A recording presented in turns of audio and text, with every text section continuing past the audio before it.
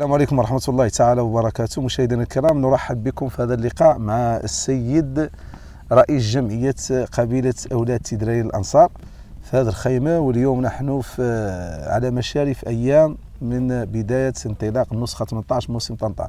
استغلينا هذه الفرصة باش يعني نحاولوا يعني نردوا شوية تاريخ مع أحد أبناء قبيلة أولاد التيدراريين، باعتبارها من بين القبائل الكبرى اللي قدمت وكانت حاضرة بقوة في هذا الموسم منذ ستينيات القرن الماضي. السيد الرئيس، أولا مرحبا بنا عندكم في هذه الخيمة المباركة، هذه الخيمة الكبيرة. يمكن يعني تعطينا نبذة عن المشاركة ديال قبيلة أولاد تيدراريين في موسم طنطان منذ بدايته. مرحبا بكم وسهلا بك وهذا. شرفنا بزيارتكم ومجيكم، وجزاكم الله خيرا لإحياء وتنشيط هذا الدور اللي هو في هذه المناسبة اللي هي كيف قلت الدورة التيدراريين كباقي القبائل الأخرى كإخوانها من جميع القبائل الجنوبية ساكنة المنطقة الجنوبية، تحيي التراث القديم في هذا الموسم من بداية حاله، من بدايته من الستينيات تقريبا، دائما تقوم بأدوارها وتنشيط هذه التظاهرة الثقافية لإحياء التراث وثقافة البدو وساكنة المنطقة، بحكم أن السكن كان لا الخيام في ذاك التاريخ ذاك هو والناس أهل البدو وأهل مواشي واللي معروفة لا الخيام. وقامت بدورها كباقي إخوتها الحمد لله من باقي القبائل في إحياء هذا التراث وفي إعطاء ما كان في مستطاعها من وقامت به من قيام يطلبه الحال في هذا لإحياء هذا التراث ولتنشيطه. شنو الفرق يعني بين هذه النسخ اللي كانوا قدام اللي سمعنا عليهم ياسر مواكبناهم، يعني جدودنا ويعني ذاك القبائل القديمة اللي كانت يعني كتحييه، شنو الفرق ضريك بين هذه 18 نسخة والنسخ السابقة؟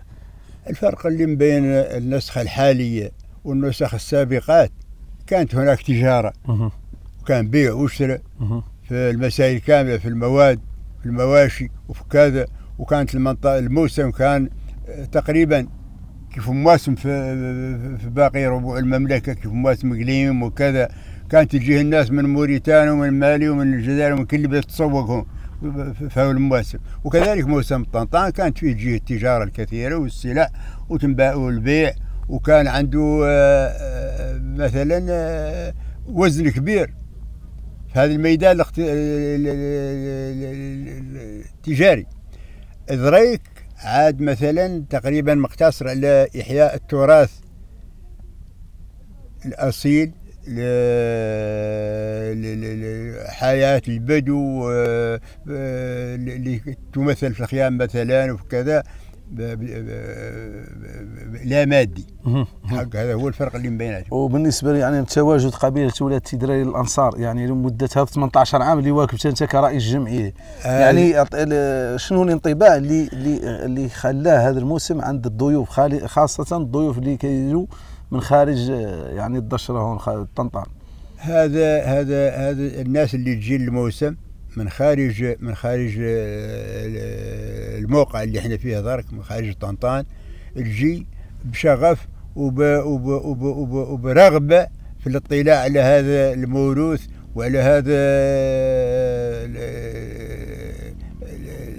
العادات والتقاليد والثقافة الصحراوية، على الثقافة الصحراوية وعلى تقاليدها وعلى ما كانت عليه سابقا وما زال يجسد ويخلد الحمد لله إلى حد الساعة. القبيلة كانت من ضمن القبائل اللي دائما تواكب هذا الحدث وتقوم بدورها فيها أحسن قيام كباقي القبائل الحمد لله.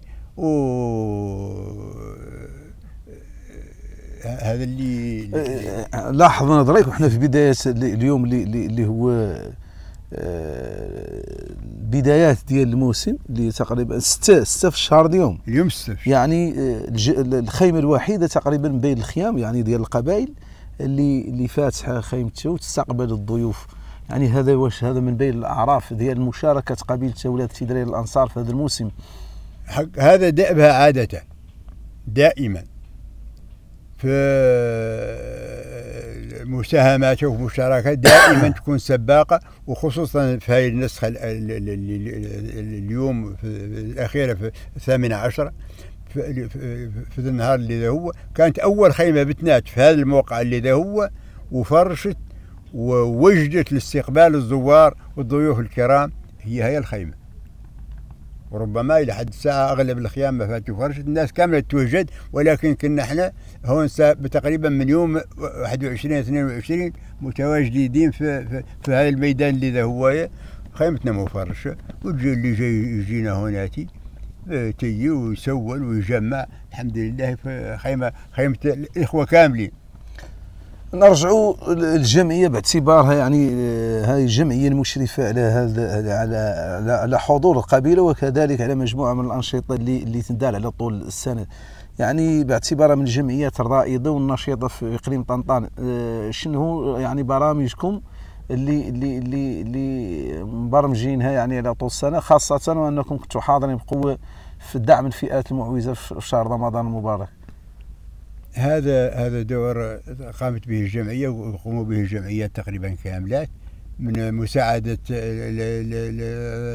المعوزين، ومن مواكبة مثلا حاجياتهم في ظروف خاصة اللي هو. والجمعية كباقي الجمعيات هي تواكب هذه الخيمة ومنظمتها وموجدتها وتشرف عليها من بداية حالها إلى نهاية الموسم كل سنة قاعد تقريبا، وخصوصا هذه السنوات الأخيرة اللي انشأت الجمعية. والدور قائمة به كباقي الجمعيات، لا من مساعدة الضعيف، ولا من المساهمات في الأنشطة الثقافية، ولا من حضورها كباقي الجمعيات اللي دي.